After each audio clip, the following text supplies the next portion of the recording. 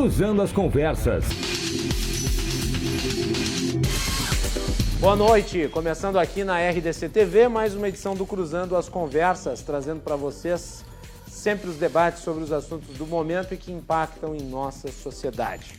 Cruzando as Conversas no ar, você nos assiste pelos canais 24 e 524 da NET e também pelas redes sociais, @RDCTV Digital. Não deixe de mandar sua mensagem e participar. Seu comentário é muito importante. O Cruzando as Conversas é um oferecimento da Associação dos Oficiais da Brigada Militar e do Corpo de Bombeiros, defendendo quem protege você. Do Badesul, a gente dá valor para o Rio Grande crescer. E de Galeazzi Sul, há 40 anos, a evolução dos metais. No programa de hoje nós vamos falar sobre o drama do suicídio entre os integrantes da polícia. Uma coisa que é cada vez mais frequente, mas que é muito pouco debatido, muito pouco compreendido.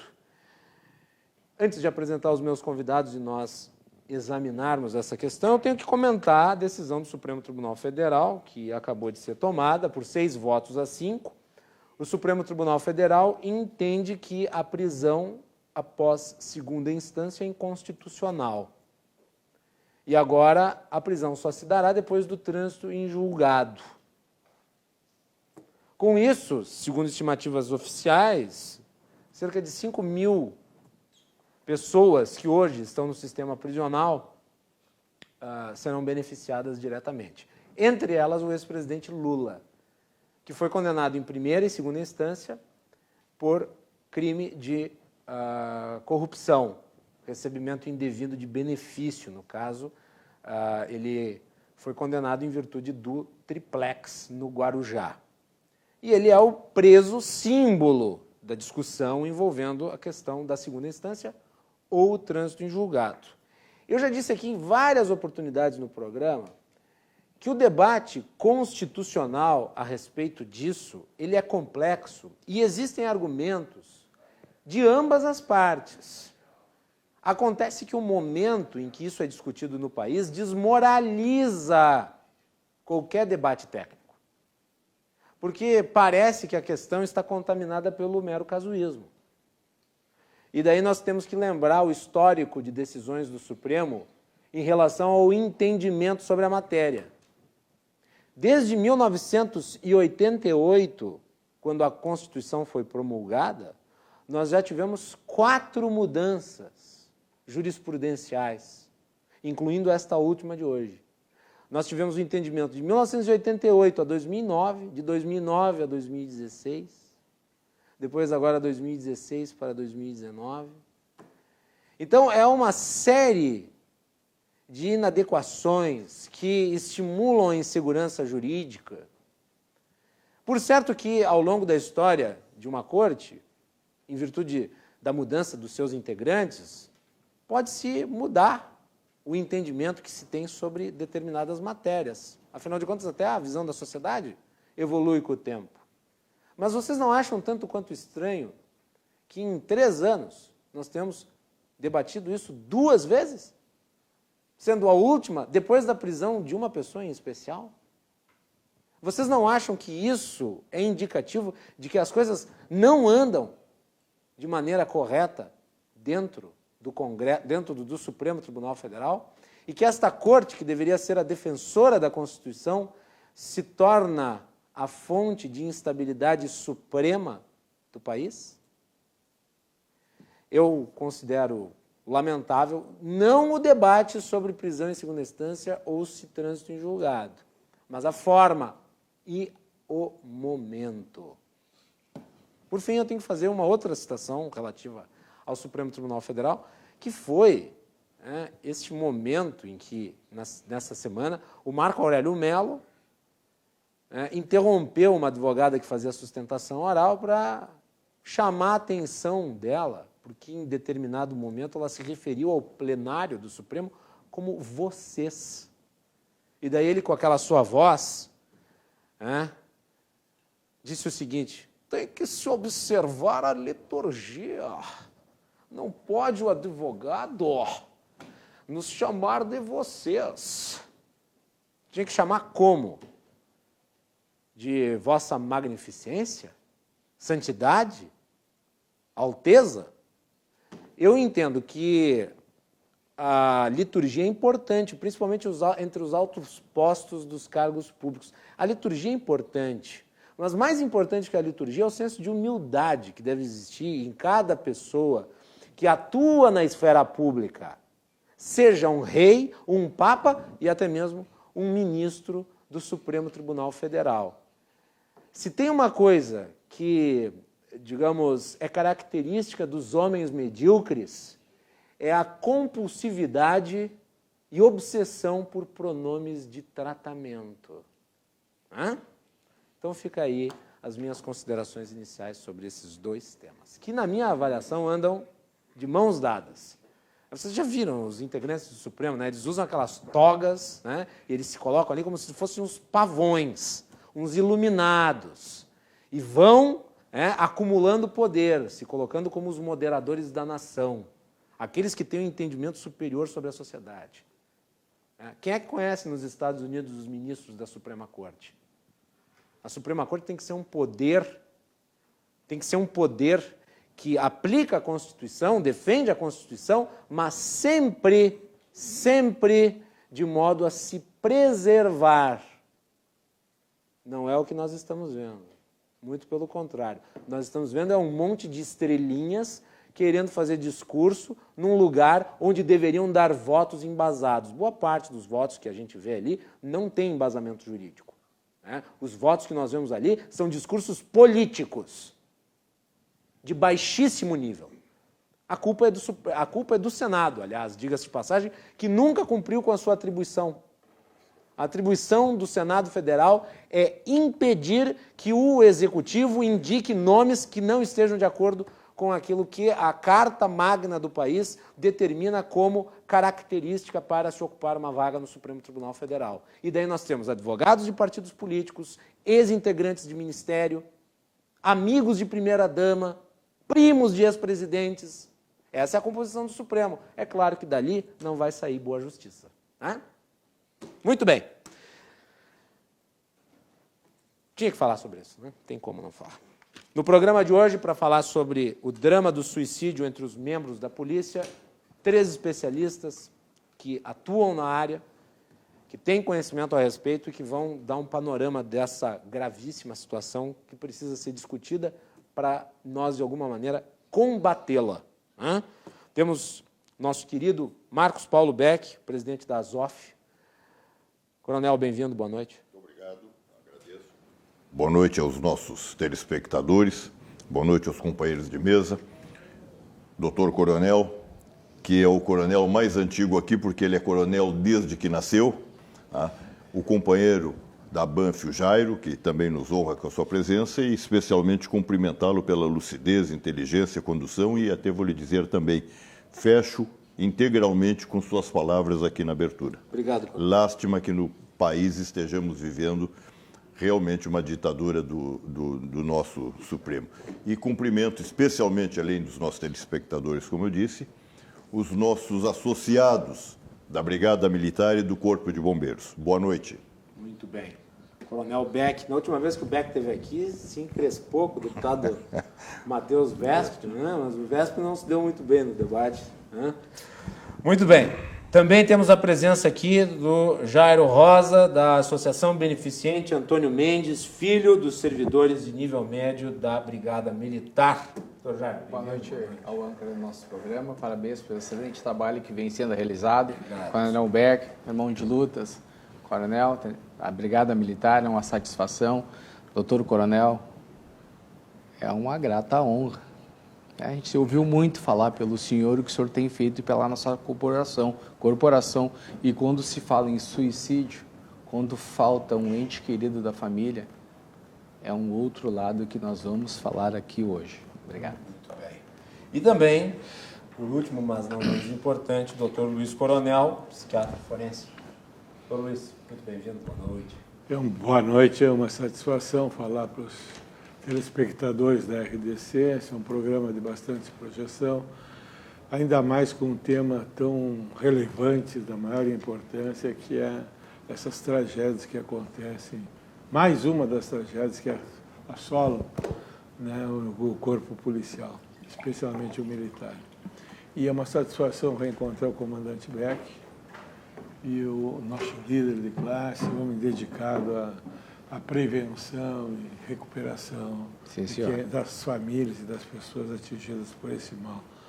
Que, aliás, gostaria que não fosse, mas o Rio Grande do Sul é campeão nacional de suicídios. Tem mais uma façanha que não devia se replicar para fora daqui. Né? Nós estamos acumulando tragédias no Rio Grande do Sul, infelizmente.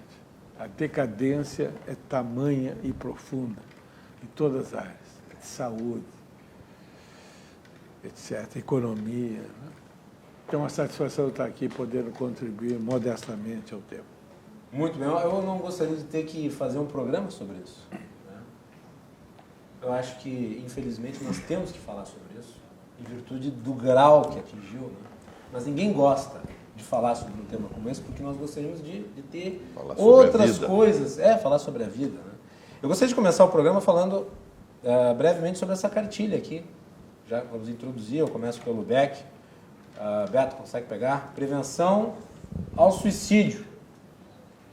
Uma cartilha bem interessante que o Beck mostrou aí. Fala um pouquinho sobre ela, Beck. Essa cartilha nós desenvolvemos, as entidades associativas da Brigada, nos preocupa realmente. O Jairo e o Dr. Coronel falaram, são dados que os ouvintes, os nossos telespectadores da RDC, que nos orgulham e nos honram nos assistindo, devem saber. O Rio Grande do Sul é o estado que tem o maior índice de suicídios do Brasil. Em números gerais, assim, não com detalhes aproximados, em números gerais, o Rio Grande tem o dobro do número de índices de suicídios do Brasil. E a Brigada Militar, para os senhores terem uma ideia, tem o dobro do índice de suicídios do Rio Grande do Sul. Ou seja, nós na Brigada temos 4 vezes o índice de suicídios do Brasil. As causas são várias. Quando nós procuramos fazer uma cartilha, eu recebi, é muito importante, e agradeço pessoas, tenho recebido pedidos dessa cartilha de todo o país tem gente me pedindo, como mandar para ela o filme que nós fizemos, e a ideia é exatamente para que o homem... Contrário, assim. Me ajude aí. Pronto, vai. Tá. Para que o nosso homem, o policial, o bombeiro, o militar estadual, ele, lendo essa cartilha, não é um tratado, ele não tem que conhecer o tratado, as causas e como se formou. Não, ele ver companheiros dele que estejam nessa circunstância, ou ele próprio se identificar com uma circunstância aqui e apontar, aqui se aponta recursos que eu digo de tratamento, a quem ligar, quem procurar, não só dentro da Brigada, inclusive as instituições nacionais que tratam do suicídio. E realmente nos preocupa, só para os nossos telespectadores terem uma ideia, esta semana, infelizmente, né, Jairo, que nós estamos falando, uma semana que nós estamos de luto. Perdemos uma capitã da Brigada, uma oficial jovem, brilhante, com uma carreira pela frente, e uma sargento hoje. Capitã ontem, terça-feira, é sargento hoje. E mais, não é só os policiais que são acometidos, que são vítimas desse mal que está se tornando na Brigada uma epidemia.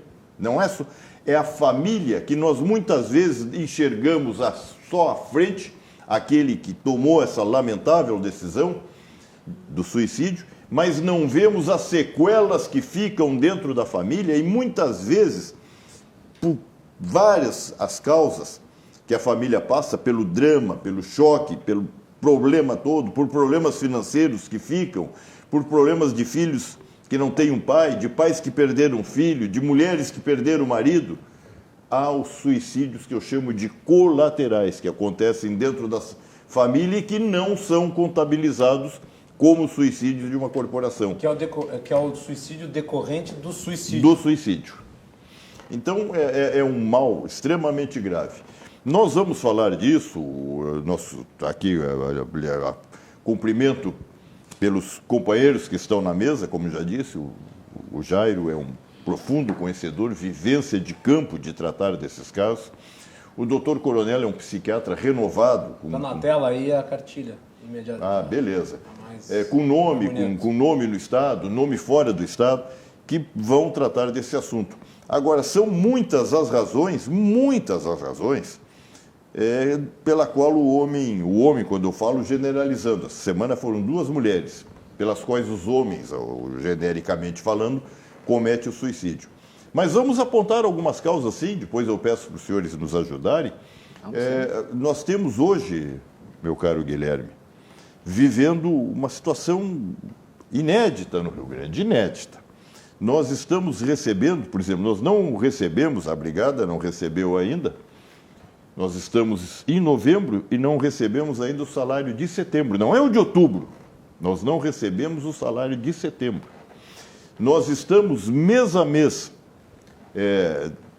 compreendo os ouvintes, não é a desdoiro a quem nos dá um empréstimo, mas é uma humilhação para aquele que tem direito chegar o fim do mês e receber o seu salário pelo qual ele trabalhou, que é para o sustento da família, para a sua alimentação, chegar num banco, ter que pedir para um funcionário do banco um empréstimo, o banco lhe pedir garantias, assinar documentos, assinar cheque, assinar não sei o quê, para receber aquilo que ele deveria receber do Estado.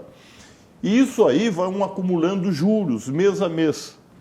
Os salários mais altos têm problema, sim, mas os mais baixos enfrentam grandes problemas, porque no fim o acúmulo de juros, nós estamos há mais de 50 meses com salários atrasados. Esse acúmulo de juros desregula, deixa as famílias... E quando falta dinheiro dentro de uma casa, acaba o amor. Me permitam dizer isso, a realidade é essa. Não vamos tergiversar, politicamente correto, não. Acabou o dinheiro, acabou o amor. Não tem dinheiro para o leite, para a água, para o estudo do filho, para o tênis do filho e para o colégio. As mínimas necessidades não tem, acaba o amor. E aí vai esse ciclo vicioso, vai aumentando, né? São agora discutindo, vamos receber o 13º? Não vamos. Não recebemos há quantos anos? Então, vejam o drama de um homem que já é pobre, soldado da Brigada, especialmente é pobre, sim, não dizemos que o salário seja ruim, face à realidade do Brasil, mas ele é pobre, mora em vilas.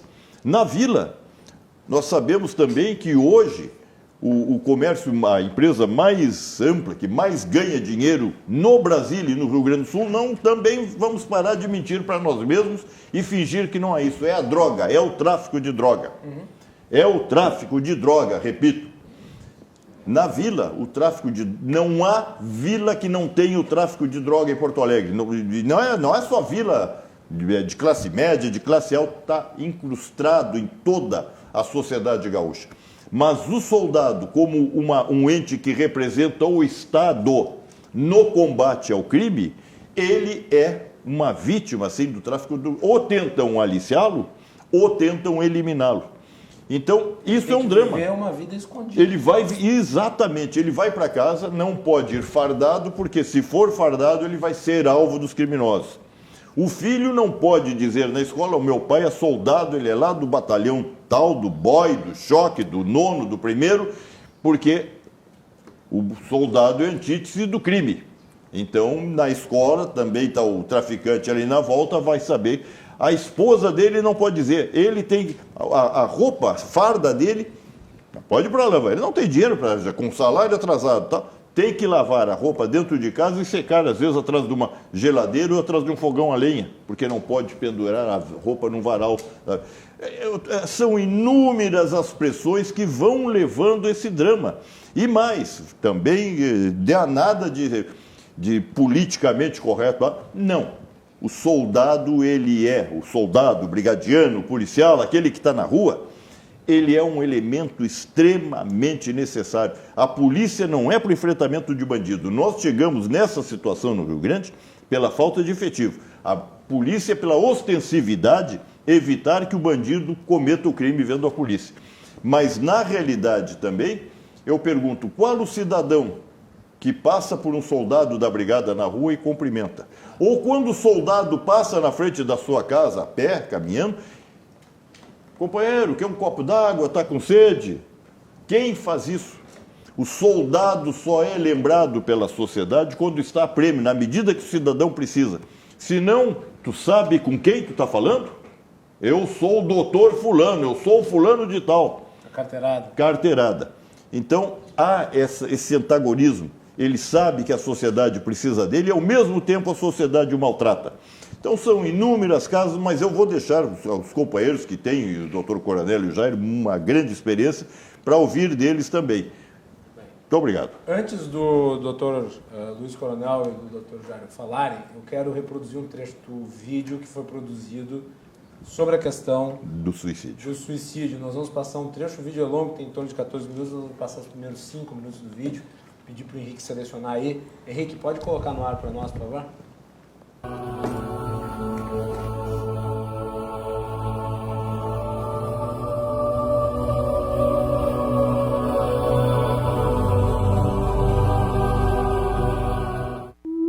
O policial militar, Miguel, era agressivo. Em casa, brincava de roleta russa em frente da mulher e dos filhos. Um dia, se matou no banheiro com a própria arma. João era extrovertido. Pertencia ao batalhão de choque. Separado e com problemas, se suicidou dentro da unidade aos 32 anos. Regina tinha 27 anos. Era solteira e morava sozinha. O sonho dela era entrar para a polícia militar. Se matou com um tiro na cabeça dentro da própria casa. Os nomes são fictícios, mas as histórias são reais. Estão contadas na publicação intitulada Por que os policiais se matam? Um dos mais completos diagnósticos sobre o problema do suicídio na Polícia Militar do Rio de Janeiro. Resultado de uma investigação feita pelo Grupo de Estudo e Pesquisa em Suicídio e Prevenção da UERJ, Universidade do Estado do Rio de Janeiro. No Rio Grande do Sul, a situação é ainda pior. São registrados 10 suicídios para cada 100 mil habitantes, o dobro da taxa nacional.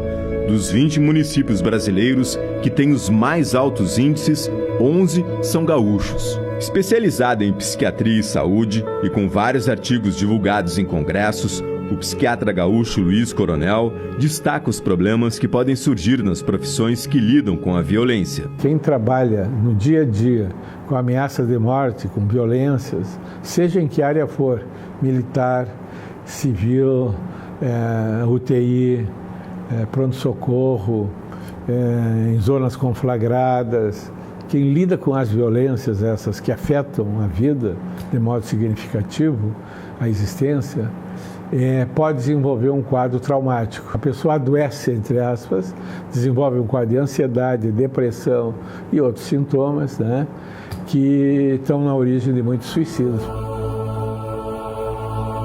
O irmão da advogada Silvana Dil Krug foi um destes casos. Foi o pior dia da minha vida. O capitão da Brigada Militar, Gederson Dil, de 39 anos, era casado e tinha 3 filhos. Entrou como soldado e chegou a atingir cargos de comando dentro da Brigada Militar. Um certo dia, o capitão, acompanhado de um policial, se deslocou da Escola de Formação e Especialização de Soldados em Montenegro para um município vizinho numa viatura discreta. Ao estacionar o carro, o capitão desembarcou, caminhou 4 metros e disparou contra a própria cabeça no estacionamento de uma empresa. O meu irmão era apaixonado pela família dele, apaixonado pelos 3 filhos. Tinha um filho com 4 anos, 5 anos e uma filha de 9 anos na época, então era o amor da vida deles. E a esposa dele também, a Ju. Então eu acho que faltou um olhar mais humano pelo comando dele, pela própria instituição de estar lá. É preciso mudar isso. É preciso que seja feita alguma avaliação para que isso não ocorra mais. Porque a pessoa entra lá, e aí, qual é a avaliação que tu tem? Quem disse que tu tá apto? Tu fez uma aptidão quando tu entrou na brigada. E aí, depois? Tu sabe se tu tá apto, se tu continua com a mesma saúde mental. É muito difícil não ter ele aqui mais. É bem difícil. A morte do capitão Dil surpreendeu a família dele e gerou comoção entre os policiais militares. Era um cara fantástico, um grande amigo que eu tinha, um grande parceiro, né? Uma visão privilegiada da instituição. Era um cara que faz falta, Segundo a Organização Mundial da Saúde, a cada ano são registrados 800 mil suicídios, o equivalente a uma morte a cada 40 segundos. Um problema que vem crescendo em ritmo acelerado, principalmente dentro da polícia, e que parece difícil de ser superado. Toda essa pressão social, o medo, as incertezas, a falta de reconhecimento, o problema que o Estado e principalmente o poder executivo do Estado agrava essa situação, são pressões terríveis. Vou pagar, não vou poder pagar, vou atrasar os salários, não vou pagar o 13º, não tenho dinheiro. E o soldado tem compromisso. Todo aquele que vive do soldo, ele vive para se alimentar, para sustentar a família. Então, esses problemas todos levam certamente à depressão. Então, belo vídeo produzido pela Associação dos Oficiais da Brigada Militar. A íntegra está no canal da Azof, no YouTube. Né? Então é só procurar Azof BM. Isso, senhor me permitindo, a nossa jornalista Cristine e o Newton Schiller têm feito essas produções aí de alto nível, né, realmente. Parabéns. A senhora está aqui conosco nos estúdios da RDC, sempre presente quando temos pautas aí relativas à Azof. Muito bem, quem também apareceu no vídeo ali, além do nosso querido Marcos Paulo Beck, foi o Dr. Luiz Coronel, e eu gostaria que ele falasse um pouco sobre esse drama que ele conhece tanto. Vamos lá, Dr. Luiz. Bom, tive a satisfação de participar da criação do Setembro Amarelo no Brasil. Foi uma iniciativa, da época eu era da diretoria da Associação Brasileira de Psiquiatria, e que, por uma dessas coisas que nem se entende direito, viralizou. Se tornou um fenômeno brasileiro. Felizmente. Diz o Drauzio Varela, em recente congresso que eu participei, que a grande arma que a gente dispõe para combater esse mal e outros tantos que nos assolam é a informação. Então, louvo programas como este e tantas iniciativas como essa cartilha, tantas entidades civis, da sociedade, organizadas, enfim, que abracem a questão e a disseminem e discutam. Este é o melhor instrumento terapêutico para prevenir e diminuir um pouco esse mal que nos atinge. Tecnicamente, que o meu viés é mais ligado à medicina e à psiquiatria, tem algumas coisas a considerar. Quais são os grandes fatores de risco, assim, do ponto de vista médico, né, para a pessoa se matar, ou tentar se matar? Quando tem um transtorno mental de comportamento, e geralmente a maior parte são deprimidos graves, sem tratamento, ou com tratamento insuficiente. Tem isso também. Tem a responsabilidade do agente público em propiciar as condições para a pessoa ter a tempo e a hora uma assistência digna e competente. Não estou falando de nada caro. Estou falando de uma rede preparada, competente do ponto de vista técnico, que seja capaz de ajudar quem está numa situação limite como essa. Depressões graves, bipolar, uso de drogas, são fatores de risco, como nós chamamos, que têm mais probabilidade de facilitar uma atitude desse tipo. E tem 4 características que a gente tem que falar, porque identificando o familiar, o amigo, quantas vezes é um amigo que detecta o problema? E leva meio que forçando, não, tu vai consultar. Né? Verdade. Então, tem 4 sinais assim, interessantes, né? e trágicos. Né? Primeiro, é a depressão, né? Uma tristeza profunda. Segundo, desespero. Quem se mata, não se mata por felicidade nem por excesso de amor. Está desesperado e não aguenta o sofrimento. Ele está procurando uma saída. E a saída que encontra, até tem um estudioso clássico, né, do suicídio, Emile Durkheim, francês, né? Uma das características, ele diz que a pessoa ela acha um jeito de se libertar do sofrimento. Não vou sofrer mais e se mata. Então, desespero, depressão, tristeza profunda, desespero, desesperança. Não só quer resolver aquela angústia, aquele sofrimento bárbaro, como perde a esperança de que tenha tratamento, tenha recuperação, possa ter algo que o alivie, possa enxergar a luz no fim do túnel. Então, é fundamental nessas condições que alguém, uma instituição, um grupo, familiar, conhecidos, amigos, canais. Eu vejo canais religiosos na madrugada, eles trabalham e acho notável isso. É que despertando a esperança nas pessoas. Nem tudo está perdido.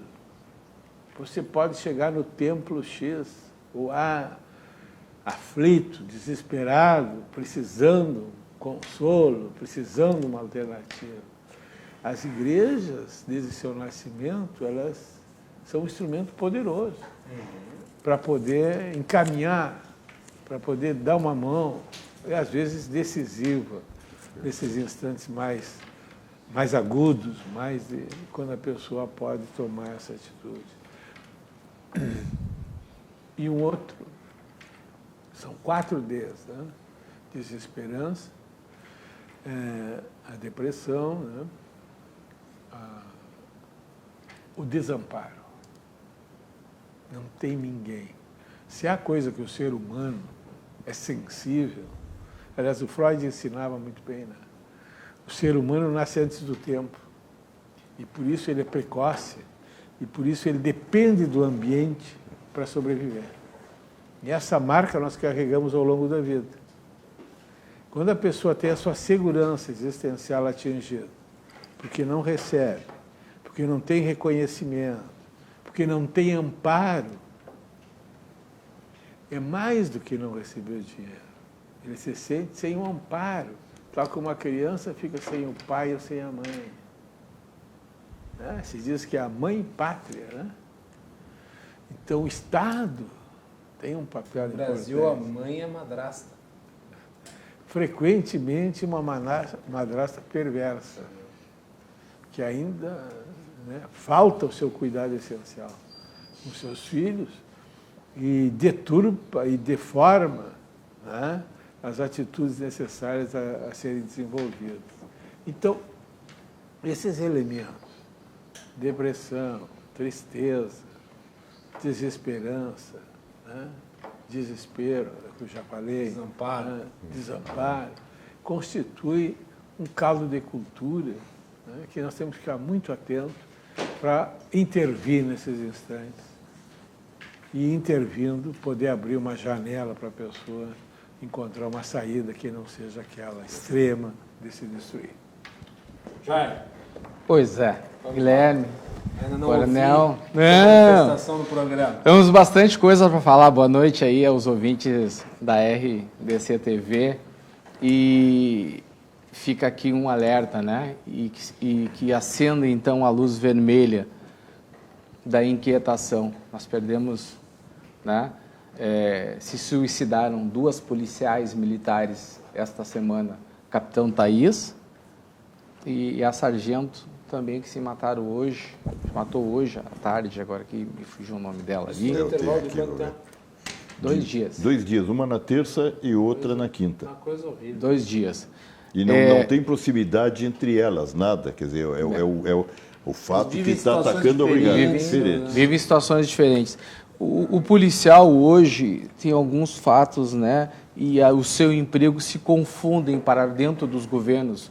policial não pode ser mais ser usado como a última barreira entre o bem e entre o mal. O Estado tem que fazer a parte dele, começando lá na base da educação, para trazer uma formação de um homem educado e polido na sua fase de adulto. É lastimável o que vem acontecendo. Hoje, a tropa dos nossos policiais, né, e principalmente no Rio Grande do Sul, tem um alerta que fica entre muros, fica fechado dentro da caserna, com muita propriedade, como colocou o Coronel Becker, né? Mas nós vamos falar, nós estamos aqui para alertar. A nossa tropa está doente. A nossa tropa está doente. Por quê? Nós desempenhamos todas as funções. E entre todas essas funções ficam os traumas. Seja numa mediação de conflito, numa ocorrência de nível 1, a uma ocorrência de um nível 10 com suicídio ou até mesmo com um homicídio. Então o policial sai preparado e ele se preparou para essa profissão, doutor. Ele jurou com o risco da própria vida proteger a sociedade. Ele pode se deparar com uma situação de homicídio ou enfrentamento contra o marginal, ou pode se deparar com uma ocorrência de feminicídio de um pai, de um homem de bem contra uma esposa, né? E as diferenças, né? Mas os traumas piores são aqueles onde tem as ocorrências que envolvem mortes, que envolvem crianças. A morte tem o sangue, e o sangue tem o cheiro. E o cheiro do sangue, ele atormenta por muitos, Coronel Beck sabe, atormenta por muitos e muitos tempos. Então, nós temos um serviço de biopsicossocial na brigada, nós temos um serviço assistencial, mas ainda é pouco, porque não tem o devido, né, o aporte, o investimento. É isso que precisa. O nosso policial precisa ser assistido. Então, nós fomos treinados, Guilherme, né, para a nossa profissão cascudo. Pá, homem forte, polido. Eu não posso fraquejar. Então, eu estou doente, doutor. Mas eu não estou doente. Eu estou doente, Guilherme. Eu não posso falar que eu estou doente. No caso do policial, ele cria uma carapaça. O cascudo. O ponta de lança. O homem aquele que está lá na rua. Não pode demonstrar fraqueza. Isso se criou ao longo dos anos. Não queremos ser superior a ninguém. Então o policial, ele, por muitas vezes, sofre calado. E decorrência de todos esses traumas, das ocorrências que a gente se depara, isso vem nos afetando. Aí ele nos leva para os sintomas que colocou o doutor Coronel. A depressão, a angústia, o desamparo. Né? Às vezes a gente não pode comentar em casa, não quer comentar com a esposa já tem medo do perigo inerentes da nossa profissão, aí nós temos que começar a procurar saídas. Aí tem... Na verdade, o perigo da profissão do policial causa, acredito eu, falo como leigo, mas causa nos seus entes queridos e nos seus amigos, até mesmo um certo grau de neurose. Porque nunca se sabe se essa pessoa vai voltar para casa viva. Guilherme, tu tem que ser Tem que conviver com uma situação de imprevisibilidade, causa neurose. Tem que estar preparado para todas as situações, tu tem que ser policial, tu tem que estar inserido na sociedade e tu tem que ser um pai de família ou uma mãe de família policial para, quando chegar no seu convívio em casa, seguir sua vida. Permitiu, Jair, só aqui, ó, realmente, mas ele é parteira? Ele faz um atendimento na viatura de uma criança que nasce, quer dizer, troca tiro com o bandido em nome da sociedade. Então, é esse drama, exatamente. E além de todos esses dramas, passado todas essas situações aí, ele começa a ficar oprimido e começa o silêncio, doutor, é o pior trauma. Né? E o mal é quando os colegas não prestam atenção, porque ele não pode ir num psiquiatra que ele vai ser discriminado. Para aí, o Jair é louco.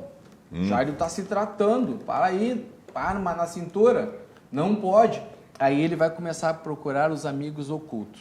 O primeiro dele, Guilherme, amigos ocultos, um desses é aqui. A bebida. O copo. Isso é uma denúncia. O copo. ele é cego, surdo e mudo, mas ele acaba. Depois outros psicotrópicos. Todos. Né? Verdade. E leva até o fim, ao descanso. Eu não aguento mais. Me cansei dessa vida. Eu acho que eu já estou demais. Eu estou Tu é um pai de família, tu é uma mãe de família. Eu já estou atrapalhando a minha família. Esses traumas é que nós temos que abordar, por isso fica aqui o meu aplauso para essa tua iniciativa, brilhantemente com o Coronel Beck e aqui com muita honra com o Dr. Coronel, de nós abordarmos. Nós temos que falar mais sobre isso, porque depois que passa isso, doutor, é metade do caminho, fica a família. Aí a família do policial é penalizada porque demora 60 a 90 dias para conceder o benefício da aposentadoria, da pensão pelo IP. E até lá a pessoa Até não lá, tem como viver. Aí porque, entra as entidades. O dinheiro não entra. Não entra, aí entra as entidades. Nós, enquanto entidades, a ZOF, a BUF, a SSTBM, a Associação da Polícia Civil, todas as associações policiais têm que manter e ajudar até mesmo, por muitas vezes, com cestas básicas, estas famílias e com despesas. E mais, esse policial que talvez já esteja lá em fim de carreira, com 30 anos de serviço, ele contribuiu uma vida toda para deixar a família dele com assistência médica. E em 45 dias, se não sair a concessão desse benefício pelo IP, ele está sem a saúde. Até que seja aprovado este benefício. É outra denúncia. Então, ele partiu, ou ele descansou, né? Abriu mão da vida pela serenidade do descanso, sem mais o sofrimento, e a sua família continua penalizada. Isso são assuntos graves que, ao decorrer do tempo, nós vamos ter que tratar. E o Coronel Beck sabe do meu compromisso, e é o seu também, e o doutor, com muita propriedade, coloca, doutor, nós temos que abordar mais isso tem que sair aqui da cartilha e se colocar na prática, porque é muito triste. Hoje estão entrando os novos, tem um novo paradigma, né? Mas o policial tem uma carapaça, um policial cascudo, ponta de lança, Guilherme, não pode fraquejar e não pode demonstrar fraqueza. Ele que se deparou com um acidente de trânsito ali, que ficou sequelas, pedaços para todos os lados, ele é o parteiro, ele é o mediador de conflito naquele pai que não fez nada de errado, talvez esteja com um problema, chegou um pouquinho alterado, começou a discutir com a mãe, o pessoal acha que é uma briga, chama o policial tem que ser psicólogo, é parteiro, tá todo mundo se dirigindo para o litoral, o policial tá lá guarnecendo as estradas, tu tá lá na beira da praia, né, no teu momento de lazer, embaixo do guarda-sol, tem lá um guarda-vidas, bombeiro também te protegendo. E a família do policial, ela, ao longo do tempo, por falta de efetivo, vem sido esquecidas. Nós, na Brigada, e já vou me encerrar, nós já tivemos mais de 30 mil servidores. Hoje nós temos 15. Metade. Trabalhando na ponta da lança. Aquele homem lá da rua tem 9. Tem 2.100 aprovados no último concurso da Brigada, com mais 3.800 excedentes. Por que o governador não chama? A sociedade gaúcha merece isso? O cidadão de bem paga os seus impostos. E tem que ser assistido de segurança. Então o assunto ele é bem relevante. Isso até me permita de novo. Claro. Desculpe, mas até para que fique claro, né? Que tem se dito, e nós, as entidades, temos dito isso aí, com muita insistência. Segurança pública, ao contrário do que os governos dizem, o governo Sartori insistia muito nisso, gasto. Segurança pública é investimento. E foi só quando o governador Sartori entendeu isso, na metade do seu mandato, que começou a haver, de fato, uma melhora nos indicadores aqui no Rio Grande do Sul. Bom, eu só queria, para encerrar, eu quero usar para nós encerrar, né? Dentro da nossa instituição, da nossa corporação, doutor Brigada Militar, nós temos um corpo médico, o pessoal faz Milagre. um excelente trabalho, um milagre, né? Mesmo com pouco recursos, os profissionais que atuam na área da psicologia, da psiquiatria, se esforçam, né? Mas nós precisamos de investimento para essa área. Obrigado. Esse foi um bom gancho, Jair. Nós vamos voltar para falar sobre como a polícia lida com os problemas hoje, nas suas Estamos à funções. disposição. Estamos à disposição. Falamos sobre o problema em si, nesse primeiro bloco. Falamos sobre os indicadores, mostramos o vídeo, mas vamos falar sobre como é que a polícia combate no atual momento isso. Quais são os instrumentos que os policiais, para você que você que é policial que está nos assistindo e você se identifica com porque a pessoa no início ela começa a sentir, né? Não estou me sentindo bem e tal.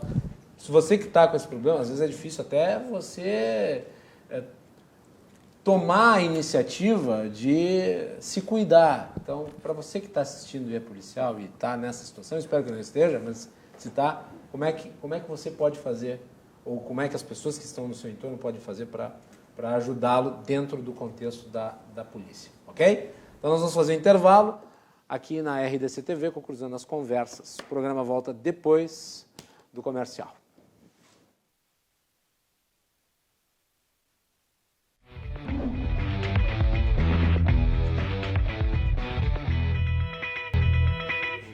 Por um ano. Voltamos aqui no Cruzando as Conversas, programa de debates, você acompanha sempre logo após o Dois Toques.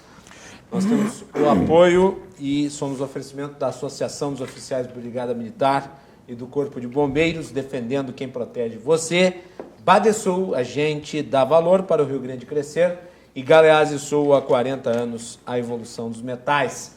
No programa de hoje nós temos o Coronel Marcos Paulo Beck, que é o presidente da ASOF, também o Jairo Rosa, da Associação Beneficente Antônio Mendes Filho, dos servidores de nível médio da Brigada Militar, e o Dr. Luiz Coronel, psiquiatra forense. Estamos falando sobre o drama do suicídio na vida dos policiais. E eu vou trazer aqui os dados relativos ao 13º Anuário Brasileiro de Segurança, que traz mais uma informação acachapante sobre isso. O 13º Anuário Brasileiro de Segurança Pública registra exposição à violência fatal a que os policiais brasileiros estão sujeitos. Em 2018, 343 policiais civis e militares foram assassinados. 75% dos casos ocorreram quando estavam fora de serviço e não durante operações de combate à criminalidade. Morando em vila. Aqui. A violência a que os policiais estão permanentemente expostos tem efeitos psicológicos graves. Em 2018, 104 policiais cometeram suicídio, número maior do que o número de policiais mortos durante o horário de trabalho. 87 casos em confronto com o crime. Então, o problema psicológico ele é mais mortal do que o combate ao tráfico de drogas. Exatamente, é mais mortal. Muito bem. Diante disso aqui, eu faço novamente o link com o primeiro bloco. Como é que as entidades e como é que a polícia trabalham para dar algum tipo de amparo, né, como disse o Luiz Coronel, aos policiais? Bem, Quer começar? Eu ia começar pelo Jair. Eu ia fazer Pode o ser, não, inverso tranquilo, agora. por favor. Olha só, eu acho que o policial nós temos que quebrar alguns paradigmas e nos convencermos que nós não somos super-heróis, nós não temos uma couraça de aço, nós somos feitos de carne e osso, nós temos um Deus, nós temos espiritualidade e na hora difícil tem que sair daqui. Me ajuda. É isso. Tem que sair daquela redoma que eu sou o cascudo. Nós temos os serviços, o CVV, que atende à noite. Que é CVV? É o Centro de Voluntários, né? É. Centro de Voluntários. Centro de Voluntários. É um que tem. grupo de apoio para voluntários que atende em todos os horários. Valorização da vida. Centro de Valorização da Vida. Está aqui. Centro de Valorização da Vida. São Aqui voluntários que trabalham nesta área. Dentro, para nós, policiais militares, nós temos o serviço de assistente social. Lá, nós temos todo um corpo clínico de psicólogos, né? Nós temos o biopsicossocial, nós temos o serviço psiquiátrico, né? Então, o nosso policial tem que procurar ajuda, Mas, ao mesmo tempo, quando o policial procura ajuda, né, a família também tem que se alertar e começar a prestar atenção, né, nesses sintomas que eles são, por muitas vezes, eles são silenciosos. E procurar as instituições, até mesmo também a família, entrar para dentro do processo para ajudar esse servidor. Né? A espiritualidade é muito importante também. Deus é um só. Independente de todas as religiões, Deus é um só. Então a fé ajuda. E tirar esse senso de desamparo que o homem, quando está doente, com depressão, com ansiedade, com angústia, né? Ele vem saindo dentro do convívio social, ele vem se afastando dos colegas, né? Nós temos que buscar este homem, e nós, enquanto entidade, nós já fizemos isso. Né? Nós, enquanto entidade, nós damos todo o suporte antes, quando nós conseguimos detectar, durante e depois para os familiares. Mas nós somos entidades, isso seria um programa de governo. Investir mais nesta área. Isso tem faltado, cara. Tem faltado. Não há amparo governamental.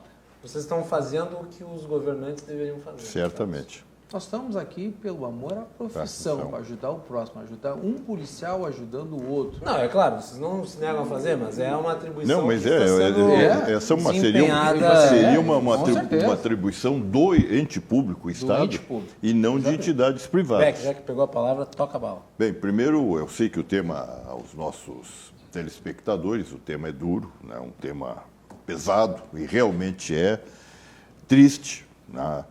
Normalmente as pessoas afastam o tema de si, porque com tanta dor, por que eu vou me envolver nessa dor que não é minha? E a dor é de todos nós. O problema não é meu, né? O problema não é meu. Mas para descontrair um pouco, eu vou aqui, o nosso âncora, o nosso jornalista Guilherme, cheguei aqui e ele disse, olha, trouxe um coronel mais antigo que tu. Como coronel mais antigo que eu? Aí ele disse, não, doutor coronel é coronel desde que nasceu. Então, realmente... Por nome. Por nome. Por nome de pai. Mas pegando o gancho no que o nosso companheiro, amigo aí, o Jairo disse, o doutor coronel também, falou, nós somos humanos. Realmente, nós temos... isso é uma cultura, né? Que o militar é superior ao tempo, por exemplo, até bem pouco tempo atrás, o militar era proibido na chuva de andar de guarda-chuva. Sim. É no regulamento, né? Então, por quê? Porque o militar é superior ao tempo. Aí vê-se naqueles treinamentos, não pode sentir dor, não pode sentir medo. Então, vai criando realmente uma ideia do super-homem. E ele sabe que não é, ele é humano, né? E aí começa a enfrentar. Quando ele diz, olha, para nós, por exemplo, nós vemos em filmes, por exemplo, a cultura do filme, doutor coronel. Que é a romantização. Não, né? mas não, o psiquiatra é normal, nas famílias americanas é normal. Do jovem, do estudante, a dona de casa, o pai de família, todos procuram ali uma maneira de estar em equilíbrio, estar em harmonia com o mundo.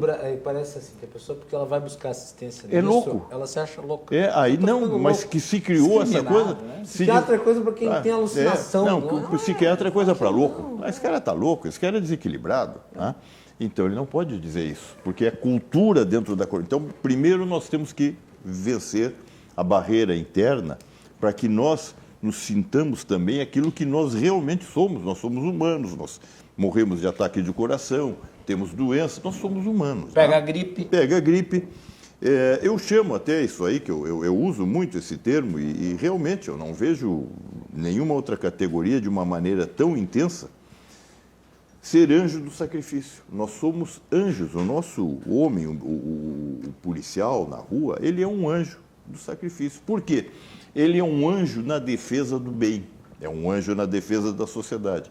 Na defesa da sociedade, ele perde a vida. Por exemplo, como suicídio, tira mais vidas do que o enfrentamento ao crime, mas esse ano, em alguns meses, nós e a Polícia Civil enterramos 5 pessoas, 4 companheiros da brigada, e aí, nessas ocasiões, a gente vê discursos inflamados e tal, e coisa, é um palanque, mas ações para minimizar aquilo ali não tem.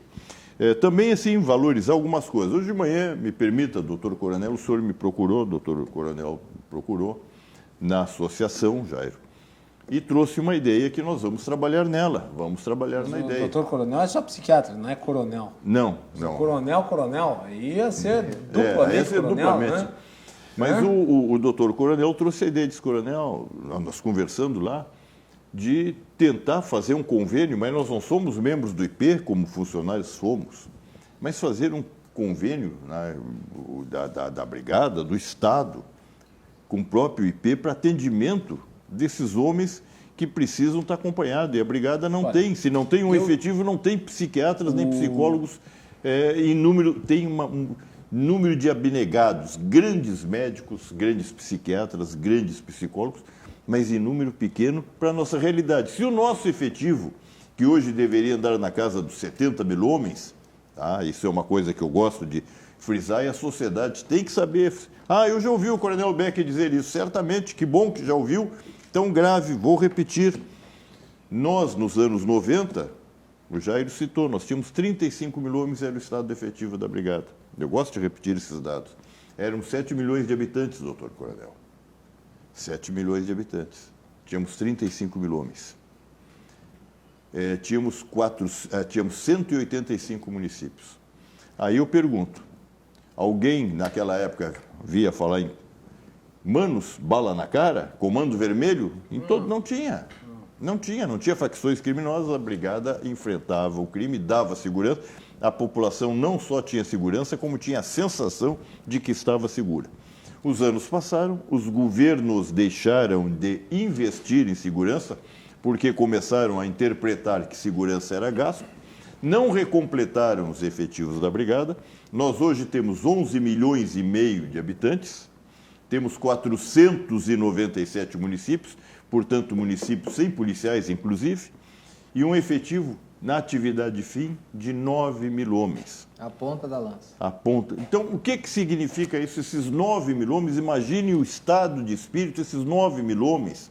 E o comando da Brigada está fazendo milagres, os comandantes de frações, 9 mil homens desdobrados para atender quase 12 milhões de habitantes. A pressão nesses homens aí, a falta de descanso, a falta de... Não dá nem 1.000 homens por milhão de habitantes. Não dá nem 1.000 homens. E esses efetivos, doutor Coronel, são regulados pela ONU. Não é nós que inventamos aqui numa mesa. Bom, hoje agora nós vamos... Que efetivo vamos botar lá para a Brigada? Vai ser tanto. Não. Isso é critérios rigorosos da ONU, relação de IDH, índice de terrorismo, presença de crime organizado, país produtor ou país que passa o tráfico de droga ou país distribuidor. Hoje o Brasil é o país distribuidor, por exemplo. Então, são vários os critérios.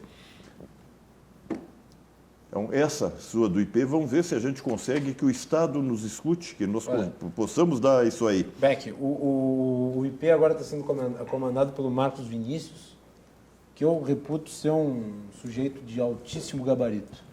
Eu tenho certeza que o Marcos Vinícius vai ouvir a demanda dos policiais e eu creio que, se for bem trabalhado, isso pode ser algo a ser atingido.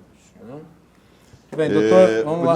Me só permita, dar um espaço vamos lá. Falando ainda, porque isso é saúde, né, doutor Coronel? É saúde. Nós estamos falando, e o senhor abriu o programa como saúde. Sim, é saúde. Nós estamos fazendo, as entidades da Brigada, uma campanha aberta a todos, a população em geral, de ajudar os hospitais da Brigada. Nós temos 2 hospitais na Brigada. O Hospital da Brigada Militar aqui em Porto Alegre e o Hospital da Brigada em Santa Maria. Para os senhores terem uma ideia, Santa Maria, de casos de urgência, só em Santa Maria são atendidos 4.800 por mês. O pessoal do centro do estado, daquela região toda, converge para Santa Maria. Nós tivemos lá no Hospital de Santa Maria, agora, semana passada. Tá? Uma tristeza de ver uma equipe médica, uma direção da Tenente Coronel Gelson sensacional, um pessoal dedicado. Não tem instrumental, goteira por tudo que é lugar. Uma falta de meios. E a Brigada é o maior carreador de dinheiro para o IP. A Brigada é o maior. O maior número de funcionários que é a Brigada e o Magistério. Mas a Brigada em Valores é quem mais arrecada para o IP. E não vem essa passagem correspondente. Aqui haver destinação, porque a saúde do homem é fundamental, porque é o homem que cuida dos homens da sociedade. Então, essas campanhas do HBM também levam muito a isso, essa falta de estrutura que o homem tem. Também quero aproveitar, eu sei que nós temos o tempo aqui, mas essa cartilha nós fizemos na associação... Beck, tem que mostrar para aquela câmera. Para essa câmera aqui. Essa câmera. Essa cartilha aqui, nós tiramos 1.000 exemplares da associação. Evidentemente, a associação tem seus custos, não somos um órgão do Estado, temos as nossas limitações.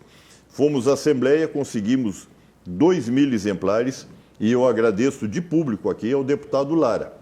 O deputado... A cartilha está permanentemente na tela. Né? O deputado Lara, ele mandou fazer 2.000, procuramos também a deputada Lisiane Bayer, mas não tivemos a mesma acolhida com ela que tivemos com o deputado Lara, mas gostaria que eu tivesse 40, 50, 100 mil cartilhas, não só para distribuir na Brigada. A deputada Lisiane ela não é da categoria? Ela não é, ela é encarregada pela Assembleia de tratar os suicídios no Rio Grande, mas eu mandei uma equipe lá e não teve essa acolhida, queríamos até que houvesse essa colaboração, e aí tem problemas com o governo, o que interessa o governo, o que não interessa, então nós não tivemos ali, mas do deputado do Lar, efetivamente, queríamos 40, mas ganhamos 2.000 e agradecemos e queremos fazer mais para que cada escola tenha me pedido isso aqui de outros estados, pessoal da secretaria, não o secretário de saúde do município, mas pessoal que trabalha nas vilas, enfermeiras e médicos me pediram já cópia dessas cartilhas,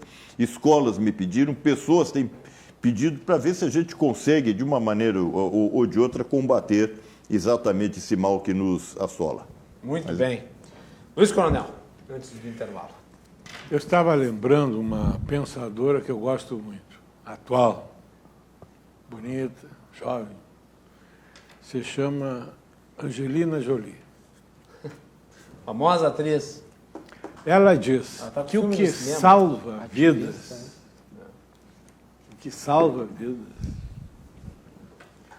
são atitudes, não é discurso nem programas. Vivemos um momento muito delicado, nacional e regional. Diria até que no mundo ocidental. Muitas mudanças, mas não se pode perder de vista o principal.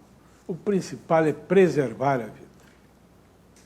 O Estado, seja de que tipo for, seja de que colorido for, dominado por que força política seja, que não tenha como eixo atitudes de preservar a vida, de matar a fome, de restituir o direito pleno à existência das pessoas, para mim não tem sentido.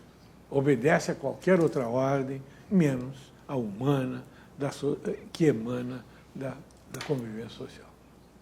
Em saúde não é diferente. Nós temos um problema de saúde gravíssimo, como tem tantos. O Rio Grande tem se notabilizado nos últimos anos, é o maior consumidor de drogas, campeão nacional de maconha, de AIDS, então uma série de males. Como se enfrentar isso? Como enfrentar esse problema? Não tem ente capaz de sozinho dar conta. São muitas necessidades e escassos recursos. Por isso, a atitude deve contemplar forças da sociedade civil, forças do Estado, das várias instituições que podem intervir. Não vejo outra maneira de tentar amenizar as questões, desenvolvendo uma política específica. E aqui o Rio Grande já criou, e a última, aliás, que é de prevenção, que é o Programa de Infância Melhor, que hoje é um programa nacional, de Estado, não é de governo. Ele está instalado com verbo, orçamento próprio. Nasceu aqui. Grande iniciativa do Osmar Terra. Hoje, premiado internacionalmente. Carece também, temos um manancial teórico, técnico, científico, político, para desenvolver outras políticas que, quem sabe, tenham o mesmo sucesso, como políticas de Estado, né, que abranjam outras questões, como suicídio, como os homicídios, como tantos outros males, as infecto-contagiosas. É preciso desenvolver isso, com todas, eu insisto, com a participação de toda a sociedade organizada. E aí tem coisas que não vamos inventar, como políticos recentes do Brasil tentaram criar a roda, né? Reinventar coisas já sabidas. Então, saúde pública é feita em 3 níveis, para combater os seus grandes problemas: primário, secundário e terciário. Então, qualquer rede, seja do IP, seja do SUS, seja da saúde suplementar, vou falar de um modo geral, né, ela deve, se quer combater adequadamente, deve ter uma política voltada para esses 3 aspectos. Os casos leves e moderados em saúde mental têm que ser atendidos pela atenção básica, pelo clínico. Nós nunca vamos ter especialistas suficientes para atender. A rede especializada, seja do Estado, seja da saúde complementar, seja dos IP, seja da organização que for, os casos graves. E o terciário são as instituições que cooperam, como as comunidades terapêuticas, residências terapêuticas, unidades de acolhimento, para a reabilitação psicossocial. Então, está mais do que na hora de grupos organizados e fortes na sua militância em defesa dos direitos do cidadão militar, como a associação que vocês representam muito bem e que me cativou desde o início a colaborar, de desenvolver e liderar esse processo de constituição de uma política séria, consequente, de atitudes. Chega de discurso. Eu dizia a alguém, eu trabalhei muitos anos com ensino, né, na Faculdade de Medicina, a nossa Constituição é das maiores que tem no mundo. Ela prevê tudo que é direito. Por exemplo, cada preso tem direito pela Constituição a ter 6 metros quadrados, cela individual. Qual é o problema nacional? Nem digo a metade. Grande parte dessa Constituição não é cumprida. Mas não está aí impunidade decretada pelo Supremo agora. Não sei como é que está atualmente, mas há pouco tempo, num trabalho sobre violência, eu descobri que não chega a 10% dos casos de homicidas no Brasil que iam a julgamento. Não é que são condenados. Que iam a julgamento. A julgamento. Na época, já faz alguns anos, tinha 50 mil homicidas andando soltos no Rio de Janeiro. 500 mil no país. Hoje agora vai ter mais alguns, Agora com a decisão do STF vai ter mais alguns também. Né? E esse é o pior tipo de criminoso, segundo alguns estudiosos, que é o de colarinho branco. Sim, porque a ação dele incide na sociedade de maneira continuada, nos mais variados setores. E aí falta o recurso para o hospital, falta o recurso para a segurança, falta o recurso para a infraestrutura de serviços. Então, me engajo e faço questão de colaborar com os recursos modestos que a gente dispõe de conhecimento e de experiência, para que a gente possa desenvolver uma política específica, voltada para a prevenção e tratamento desse grave problema do suicídio. Por que na brigada, inicialmente? Porque é o esteio da segurança. É o esteio da sociedade. Não adianta discurso. Se a brigada parar, para o Rio Grande, para a sociedade. Como me dizia um velho funcionário do mundo, enfim, que trabalha com criminosos, enfim, na segurança. Doutor, o crime perdeu o respeito. Antes eles só vinham de noite, desciam de noite para fazer as suas. Hoje eles andam, nem usam mais máscara. Não. De cara limpa, porque sabe que são presos e são soltos. Se comete o crime e não condenam, e se condena, pouco tempo fica. Então, é um emaranhado, né, que só aumenta a doença, a criminalidade e a repercussão disso sobre todos nós. É terrível. Nossa qualidade de vida, nós vivemos, nós não nos damos conta, sitiados. Eu agora não vim de carro aqui, vim de táxi. Primeiro, porque eu não me localizo bem. E segundo, que é uma zona... Todos os dias estão assaltando. A sociedade toda, nós fizemos Vivíamos uma pesquisa, sitiados, tem a medo. gente vive em condomínios. Vou ter que interrompê-los para irmos para o último intervalo. Depois, nas considerações finais, nós não vamos ter mais muito tempo do que ou as considerações finais, vocês podem, né, abordar esses últimos aspectos aí das suas falas. Peço desculpas, mas temos que ir para o intervalo.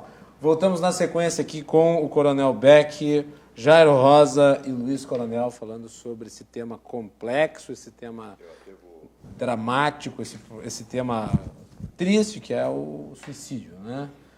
Beck, tu ia falar alguma Eu coisa? vou voltar no bloco. Casualmente hoje, depois que o senhor saiu, chegou lá o Coronel Salomão. Esse Coronel Salomão é vice-presidente da UMERICS, União dos Militares Evangélicos do Rio Grande do Sul, aquilo que o senhor falou, às vezes, da religião. Eles estão hoje com uma campanha muito boa dentro dos presídios, dentro dos quartéis, e hoje fechei com ele para nós entrarmos uma parceria. Depois do detalhe. Temos tempo depois, quando voltarmos. Então, voltamos depois do intervalo.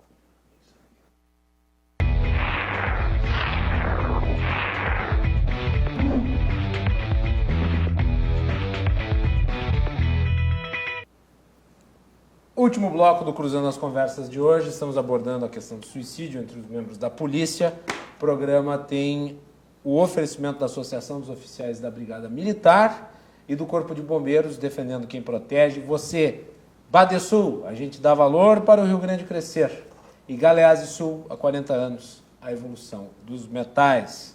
Estão aqui no programa comigo Marcos Paulo Beck, presidente da ASOF, Jairo Rosa, da BANF, e também o Luiz Coronel, psiquiatra forense. Senhores, nós estouramos o tempo, então Perfeito. Nós temos só Rapidamente, espaço para os... Me permitindo ali para a finais. consideração final, eu falei, mas até pensava os telespectadores aí que estivessem no ar. Hoje ainda estive também com o Coronel Salomão.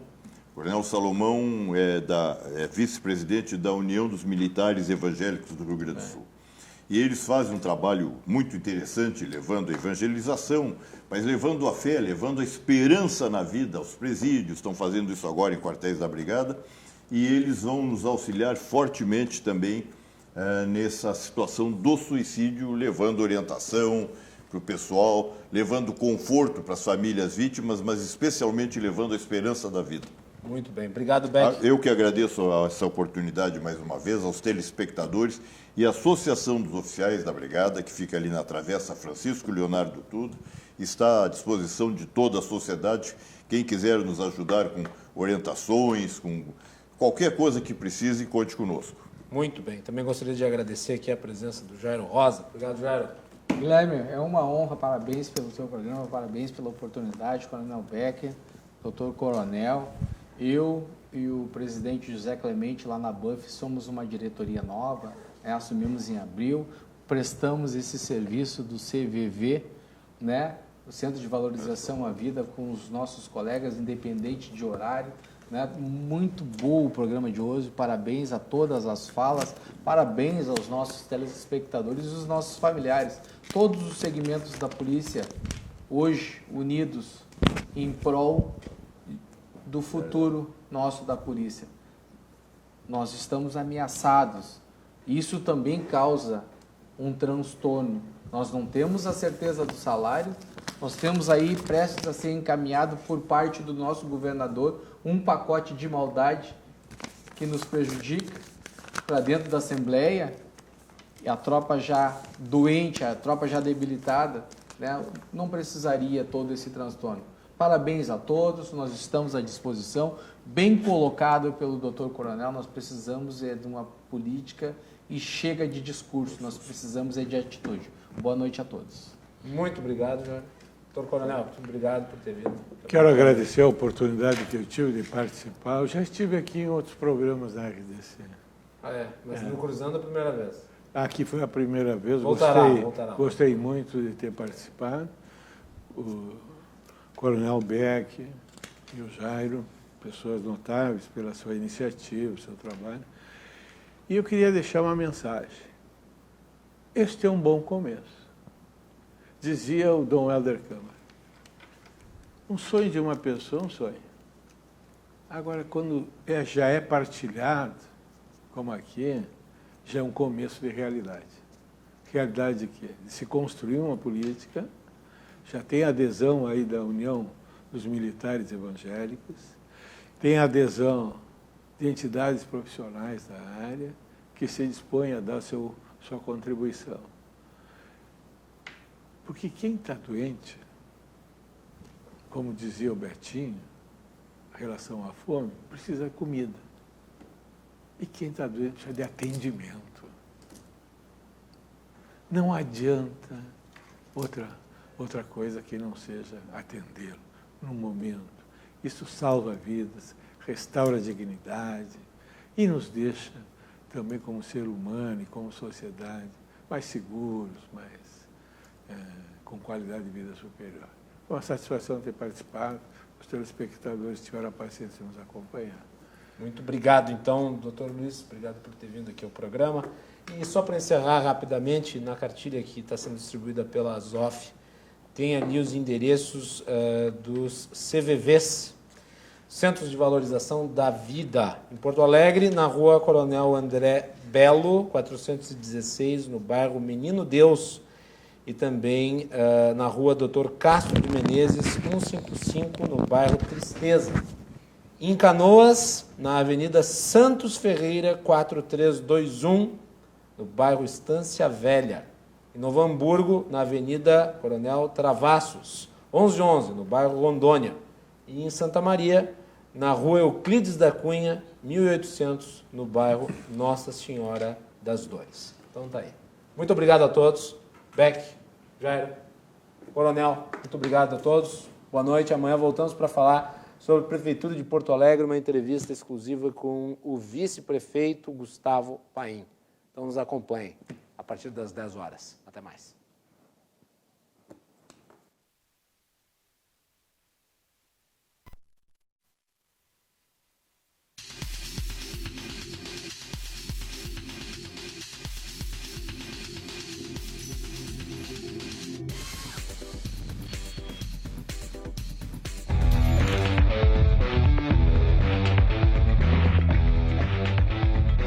Cruzando as conversas.